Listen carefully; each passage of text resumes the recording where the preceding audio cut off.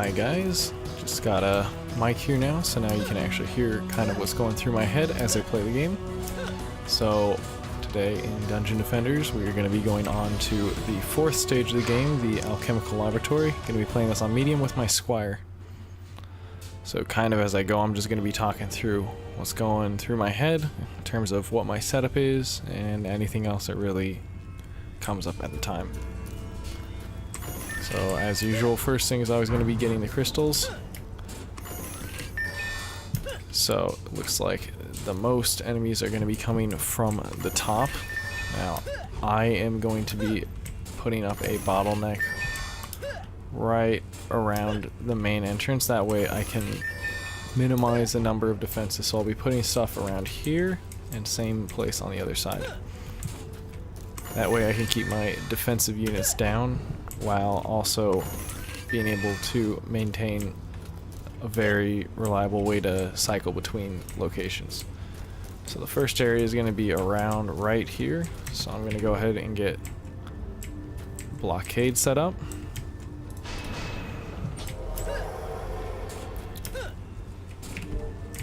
Same thing on the other side.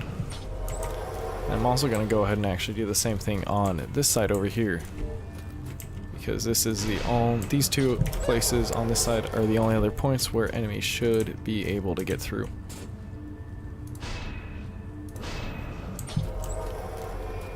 At this point I'm going to put some harpoon turrets up here, because that should be able to provide some decent coverage for these sides, and then I'll just have to manually defend the other side, but that shouldn't be too bad since there shouldn't be many enemies coming through that direction.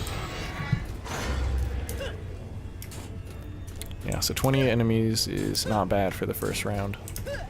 Plus, at this point, doing a bit of hero damage, so I should be able to handle most of these enemies on their own. Yeah, just like that, pretty easy.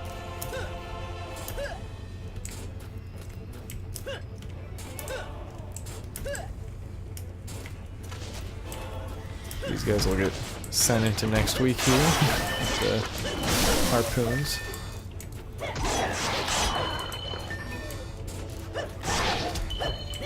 Now generally when I'm playing at early stages like this, it doesn't really matter about getting hit, but later on I do generally try not to get hit, because that gives me a 1.3 times experience bonus at the end of the wave.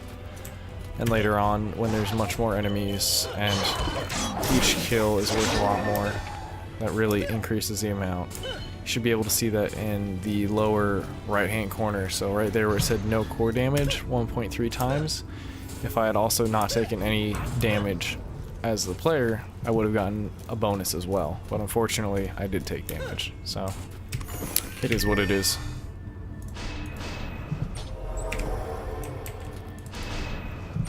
So now these areas should be somewhat defended,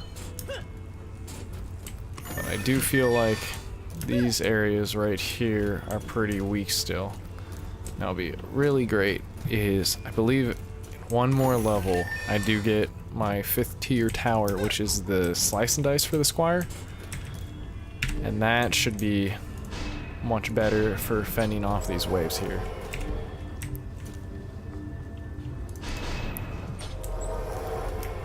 Another thing that I'm going to try to be keeping in mind as we get to the end, since this is the first area that has a boss, the ogres from the other stages don't count as bosses. This is the first stage that actually has a boss that I have to fight. Near the end of the waves, I am going to start building defenses inward towards the crystal, because this is where the boss comes down and spawns. And that'll just help with being able to clear him extremely fast. So like, see, these goblins are giving a lot more experience per kill, 2 per kill instead of 1. So even just a slight increase of that amount makes the 1.3 times bonus much better. So I'm gonna upgrade my barricades here just so that they can take more damage, because especially on these two sides, these will have a lot of foot traffic from enemies.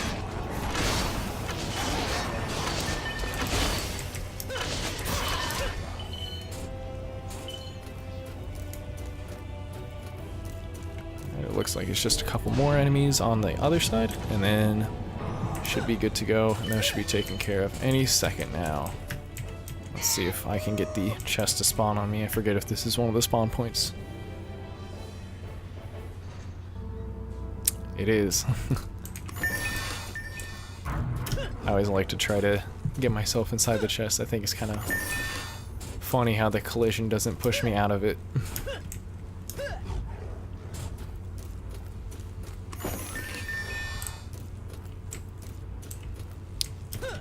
Alright, once I grab the last chest here, I think I might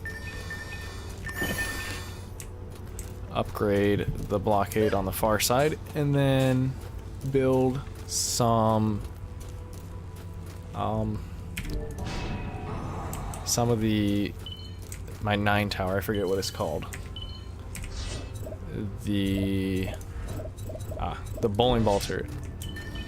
Yeah, this just gives a little bit better clear directly forward.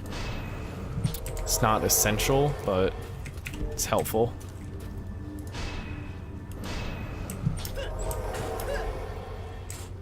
And now I'm just gonna go around and get the rest of the mana in case I have to make a quick repair.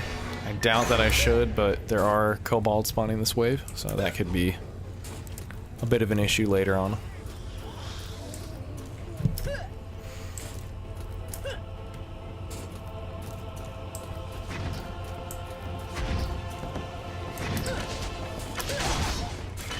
Yeah, these bowling ball turrets will actually be pretty helpful for enemies that get up close because they don't have a far range, but they are able to encapsulate this area pretty well because there's like constantly one there, so that should be actually very helpful. And of course right now trying to make rapid repairs and defenses while also not getting shot by archers, because right now archers are the biggest threat. That's looking pretty good over there, so I think I might actually start upgrading like the harpoon turrets over here, just so that those can be doing more damage over time.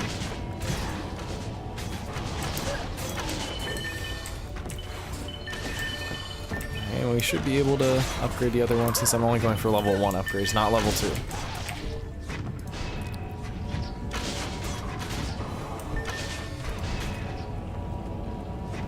Around at this point, just gonna check the price of the harpoon turret. So that is 6 defense points. So that should, let's see, we have almost 20. It looks like we have 18, so we can build 3 turrets facing inwards. I might actually sell these bowling ball turrets just so I can have more defenses for when the boss spawns. But I am gonna start placing these right now just so that I don't get flooded at the end with the boss. But these should definitely help with being able to manage the boss there at the end. Yeah, so unfortunately I'm only going to be able to build 1 more right now until I sell one of my turrets. And like I said, that'll probably be the bowling ball turrets. Just because I should be able to get rid of the boss pretty fast. So we'll sell that right there. Sell that right there. And then we'll get this built right about here. Face that inward. Should say boss wave here. Boss wave is in 1 more. Okay, so I'm just gonna level these up because I have the mana to do it right now. I don't really care about these up here because this is the lowest traffic area for enemies that are coming in. But I do care about the side harpoon turrets because those are gonna be big help when it comes to the boss. So I get those going, and hopefully with this boss should get pretty good drops from it. Hopefully. This is where the grind of the game starts, because I believe there is somewhat of a random element, but it could actually be based off of level that you beat them on. But then again, that is somewhat of a grind, having to replay the boss over and over again. given that I have the mana, I actually am going to upgrade these turrets up here just so that they can handle these high traffic areas a little better, especially when I'm not there later on.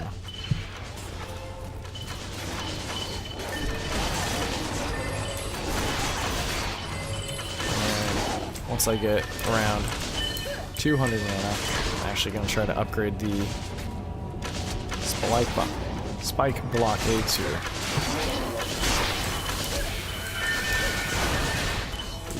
That was a close one there.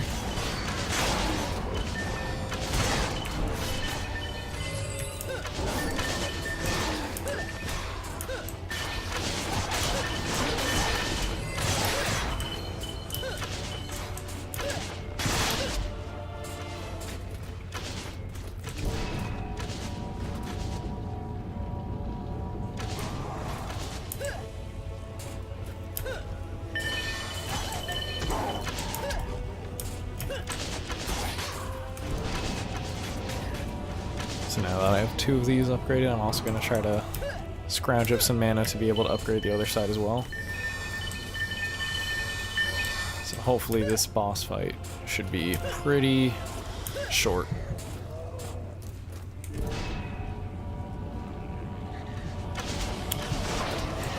Just need 100 more mana and we should be good to go. These enemies should drop it fairly easily. Always gotta watch out for those archers though, because they like to get in some weird places and not get hit by the turrets. These kobolds are making it kind of rough on the towers right now. Unfortunately, my towers don't have the range to be able to really handle with them effectively right now. Or the firing speed.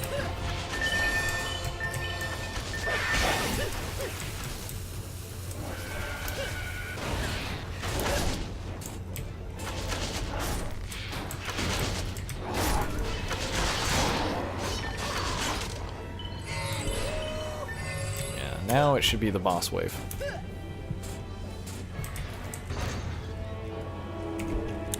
Let's see if I can get some of these upgraded, just so that if worse comes to worse, and they do have to handle it, they're able to handle themselves a little better if I'm not there to kill some of the enemies around the towers.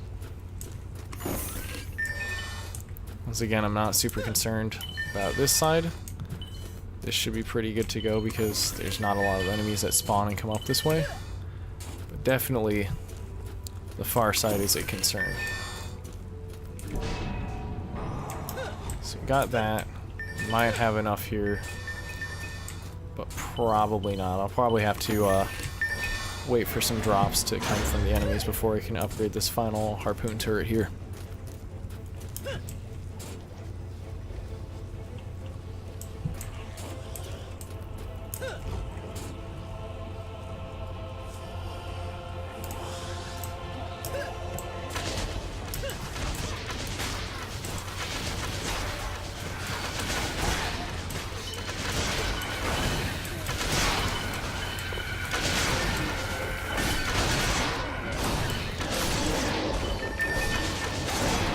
Go. Just enough to level that up.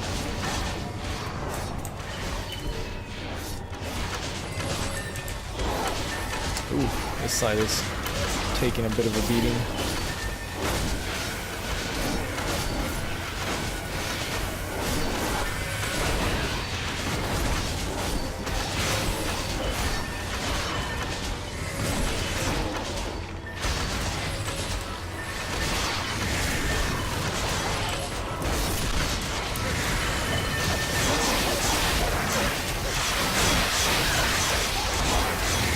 At this point I am going to sacrifice my bonus for not getting hit just so that I can clear these enemies a bit.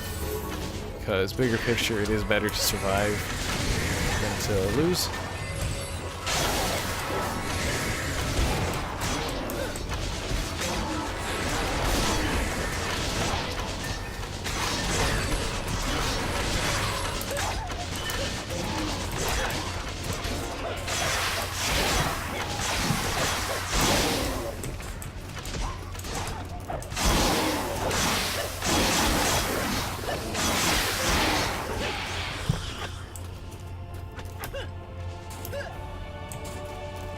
Ooh, looks like there's actually a good item for me off to the side here. Looks like it's a sword.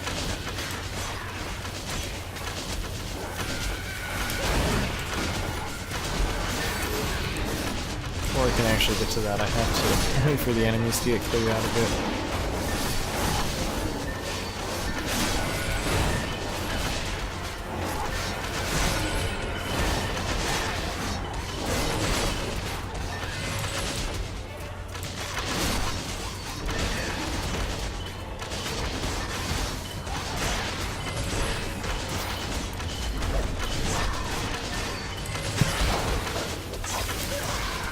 Let this cobalt come through, and looks like there's a couple more. Oops. And let's see. Comparatively, that is better, so my towers should both be doing more damage and firing slightly faster now, so that actually is a really good item right now. Because at least as a player, I personally won't be doing the bulk of the damage. It'll be more based off of my towers and what they can do. So having them be able to do more is much better. Right now we're in the prep phase for the boss. So it looks like everything's almost healed up.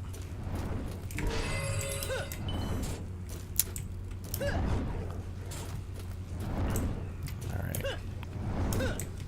Should be good to go here. So the secret with this boss is these 4 Tesla towers right here, these Tesla looking towers. I believe I have to damage them, and then that'll do burst damage to the boss, who stays within the middle here. But the harpoon turret should also be providing constant damage onto him, which will be really helpful.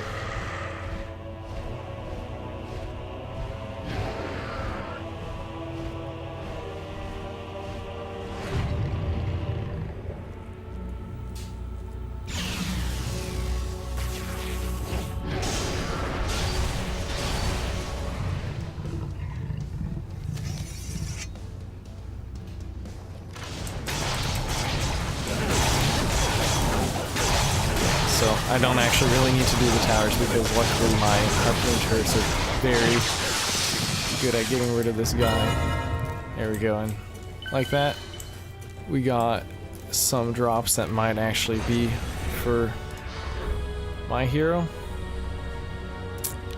Generally that is pretty good, so I think if I can equip this, I will. It's obviously much worse. Now I don't have any braces right now, so that's actually very good. I'm also able to level up right now 2 levels, so I'm gonna go ahead and invest probably a bit into both my health and my damage as a hero. And I'll put the last bit into area of effect just so that my towers can go a little further. And like that says, I can now get my slice and dice ready to go. If I believe correctly, yes, I can actually use these now. Now the thing with these, actually I can't yet because I need to be level 25. But these give a very high bonus to one specific trait. So if you're trying to do something early on that requires a specific perk, that can actually be very useful. Fortunately, that's not what I'm doing right now. So we're gonna go ahead and ready up for the next stage.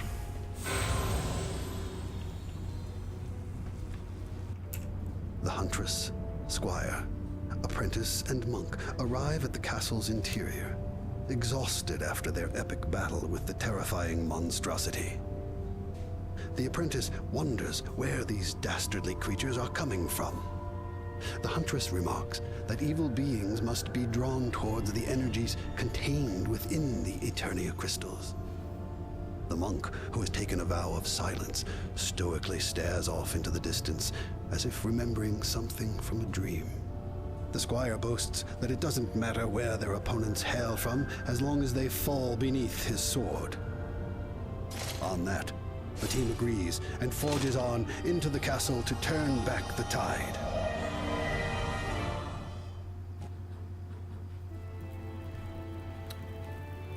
So here's just a little preview of what we'll be getting into next time. not actually going to do this level this time, but I am going to return back to the tavern right now and check out to see if the tavern keeper has some more items that I might be able to use. Like a new pet or some armor, maybe even a better weapon, who knows. Let's see. That's pretty good, so I'll go ahead and get that. It's a bit of mana, but mana's not really a worry to me at this point. That sword is actually very good. Unfortunately, I can't use it yet. That doesn't actually seem good to me, so I'm gonna go ahead and equip my one pet that I got, unlock everything, and sell it all, just so I can have some more gold. Alright. Thank you for watching, and I will see you guys in the next episode.